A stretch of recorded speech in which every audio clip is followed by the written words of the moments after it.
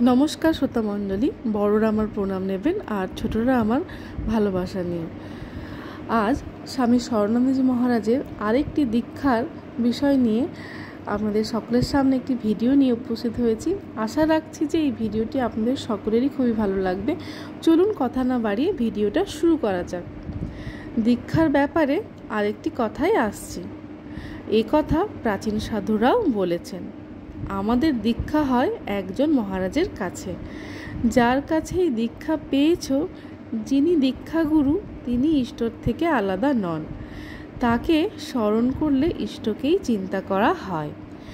যার কাছেই তার নাম পাও না কেন, সবই ঠাকুরের কাছে গিয়েই পৌঁছাবে।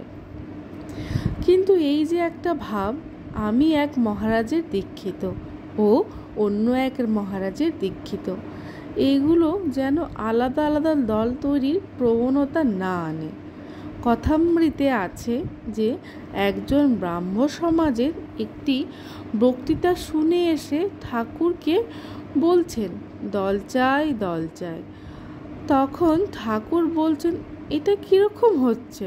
এজন্য মনে রাখতে হবে, রামকৃষ্ণ মঠ ও রামকৃষ্ণ মিশনের সাধুরা ঠাকুরের ইচ্ছাতেই এক এক জায়গায় আছেন এবং তার ইচ্ছায় ঠাকুরের কাছে পৌঁছানোর চেষ্টা করছেন।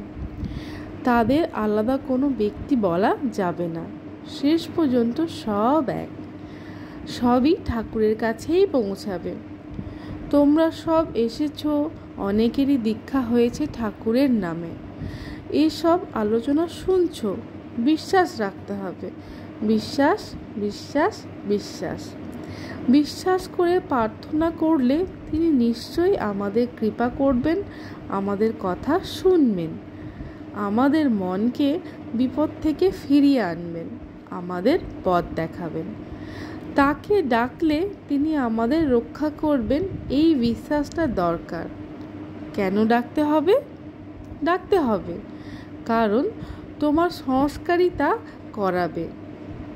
পূর্ব জন্মের সংস্কারের জন্যই এখানে তার কাছে এসেছো ও এটা করতে হচ্ছে। স্বামী স্বরূপানন্দজি মহারাজ। আশা করছি যে এই ভিডিওটি আপনাদের সকলের খুব ভালো লেগেছে এবং হৃদয় স্পর্শ করেছে। এই রকমই নিত্য নতুন ভিডিও পেতে প্লিজ আমার চ্যানেলটিকে লাইক, শেয়ার, সাবস্ক্রাইব করে পাশে থাকবেন। আজ এই পর্যন্ত, দেখা হবে নেক্সট ভিডিওতে। জয় ঠাকুর, জয় মা, জয় স্বামীজি।